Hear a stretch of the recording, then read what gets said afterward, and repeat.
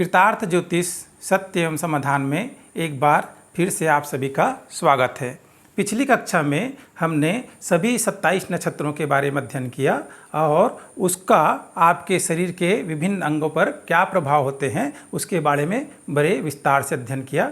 अब हम आज बात करेंगे कि जन्म कुंडली से आप अपना राशि, नाम, अक्षर कैसे ज्ञात करेंगे और कौन से नक्षत्र में आपका जन्म हुआ है। तो उदाहरण स्वरूप हमने एक कुंडली लिया है एक बच्चे की, जो जैसे लग्न में 4 नंबर लिखा हुआ है तो इसका जन्म हुआ है कर्क लग्न में। इसका लग्नेश बनते हैं चंद्र देवता और चंद्रमा इस जन्म कुंडली में कहीं पर भी जहाँ पर चंद्रमा विराजमान होता है वो उस जातक की राशि होती है। कोई भी जन्म कुंडली है, अगर चंद्रमा 1 नंबर में होगा तो उसकी मेष राशि होगी।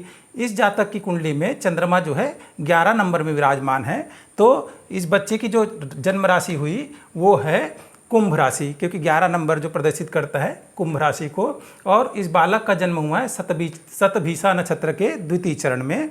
तो जब भी बच्चे का जन्म होता है तो पूछते हैं ना कि कौन से नक्षत्र में जन्म हुआ है, कौन सा पाया है, उसका नाम कौन से अक्षर रखें, कहीं मूल नक्षत्र तो नहीं है। तो आज हम इस सभी बातों का पूरी तरह विस्तार से विश्लेषण करेंगे। तो बालक का जन्म हुआ कुंभ नक्षत्र में और नाम का अक्षर आया शतभिषा नक्षत्र के द्वितीय चरण का अक्षर होता है सा अक्षर। प्रत्येक नक्षत्र के 4 चरण होते हैं और हर नक्षत्र के 4-4 अक्षर होते हैं और इस तरह से 108 अक्षर आता है।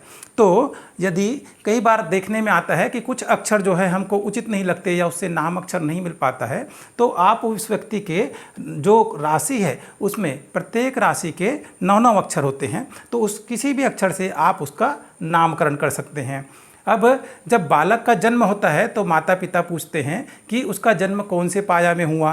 पाया मतलब पैर या पद में। तो 4 प्रकार के पद होते हैं जिनका नाम है सोना, चांदी, तांबा और लोहा। किस पैर में जन्म हुआ, तो सबसे पहले अब ये पता कैसे करेंगे जन्म कुंडली में कि सोने के पैर में जन्म हुआ है बच्चे का, कि चांदी के पैर में जन्म हुआ है, कि तांबे के में है ना। तो कैसे पता करेंगे? पहला भाव, छठे भाव, 11वां भाव। अगर पहले भाव में लग्न 4 नंबर लिखा है लेकिन भाव यह है प्रथम भाव और छठे भाव और 11वें भाव में अगर किसी बच्चे का जन्म होता है तो उसको बोलते हैं उसका जन्म सोने के पाए में हुआ है। तो ये सोना का पाया बहुत अच्छा नहीं माना जाता, सामान्य से भी नीचे स्तर का माना जाता है। दूसरा होता है चांदी का पाया, जिसको सबसे ज़्यादा शुभ माना जाता है। जिस बालक का जन्म चांदी के पाए में होता है तो वो बच्चा जन्म लेते ही अपने माँ बाप के लिए शुभता को लाने वाला होता है और उसका बचपना बहुत अच्छा जाता है। तो चांदी का पाया में कैसे देखेंगे? अगर चंद्रमा दूसरे भाव में, पंचम भाव में और 9वें भाव में विराजमान हो। एक बार फिर से बताता हूँ, दूसरे भाव में, पंचम भाव में और 9वें भाव में विराजमान हो तो ऐसा बालक जो होता है चांदी के पाए में जन्म होता है, जिसको जन्म कुंडली में सर्वश्रेष्ठ माना जाता है। तो बालक के जन्म होते ही हमको ज्ञान हो जाता है कि ये बालक कौन से पाए में जन्म लिया। तो उस समय क्या पता चलता है? उसके माता पिता की स्थिति बहुत अच्छी होती है और बच्चे के जन्म के बाद और भी यशमान कीर्ति बढ़ता है, धन धान्य समृद्धि आती है। तो ये होता है चांदी का पाया। तीसरे क्रम में आते हैं तांबे का पाया। तांबा का पाया कैसे अंदाज लगाएंगे, कैसे जानेंगे? जो तीसरा घर है, प्रथम, द्वितीय और तृतीय भाव, लग्न को प्रथम भाव बोलते हैं, द्वितीय और तृतीय भाव। तृतीय भाव में और सप्तम भाव में और 10वें भाव में चंद्रमा बैठा हो, चाहे वो किसी भी राशि का हो, किसी भी नक्षत्र में बैठा हो, तो ऐसा जो जातक होता है वो तांबे के पैर में जन्म लेने वाला जातक कहलाता है, जो शुभता के क्रम में उसको शुभ माना जाता है। सर्वश्रेष्ठ तो चांदी के पाए को माना जाता है और दूसरे में शुभता में माना जाता है तांबे के पाए में जन्म लेने वाले बच्चे को। तो तीसरा, 7वां और 10वें भाव में अगर कुंडली में चंद्रमा बैठा है तो ऐसा बालक जो है तांबे के पाए में जन्म लिया है। और जो चौथा है जिसको सबसे अशुभ या निकृष्ट माना जाता है वो है लोहे का पाया। किसी भी बालक का जन्म हुआ उस समय चंद्रमा की स्थिति चौथे घर में, 8वें घर में या द्वादश भाव में अगर जन्म हो तो वो लोहे के पाए में जन्म माना जाता है। तो वो जो जातक होता है, वो जो बालक होता है, उस समय उनकी माता पिता की आर्थिक मानसिक स्थिति बहुत खराब होती है, बहुत अशुभ समय में जन्म होता माना जाता है उसको, और शुरुआती दौर जो होता है वो कठिनाई भरा होता है। तो इस तरह से हम पाए का ज्ञान करते हैं, पैर का। और राशि का ज्ञान कैसे करेंगे? अगर इस कुंडली को हम मिटा देते हैं, ये लग्न चाहे कोई भी हो, चंद्रमा 4 नंबर हो, 3 नंबर हो, कोई भी हो, चंद्रमा जहाँ पर विराजमान होगा, जिस भी राशि में, अगर 1 नंबर में लिखा है जहाँ चंद्रमा बैठा है तो उस जातक की मेष राशि होगी। 3 नंबर में बैठ गया तो मिथुन राशि होगी। 12 नंबर में बैठ गया तो मीन राशि होगी। लग्न कुंडली में चंद्रमा जहाँ विराजमान होता है वो उस जातक की जन्म राशि होती है, और जिस नक्षत्र में विराजमान होता है तो वो उसका नक्षत्र होता है, और नक्षत्र के किस चरण में चंद्रमा विराजमान है तो उस नक्षत्र के चरण में और उसका नाम का अक्षर रखा जाता है। तो ये तो विश्लेषण हुआ कि हम जन्म राशि कैसे देखेंगे, नामकरण कैसे करेंगे, बच्चे का पाया कौन सा है, शुभ है क्या अशुभ है, तो उसके लिए क्या दान किया जाता है, कौन सी पूजा पाठ करनी चाहिए, उसका ज्ञान होने से आप बहुत सारे कष्टों से, बाधाओं से बच सकते हैं। अब आते हैं, अनेक बार हम सुनने मिलता है कि बच्चे का जब जन्म होता है तो नक्षत्र इसलिए पूछा जाता है क्योंकि 27 नक्षत्र में 6 नक्षत्र जिसको कहा जाता है मूल नक्षत्र जिसको अशुभ माना जाता है, मूल गंडांत जिसको बोलते हैं। तो ऐसे कौन कौन से नक्षत्र हैं जो हमारे जीवन में बहुत ज़्यादा प्रभाव रखते हैं।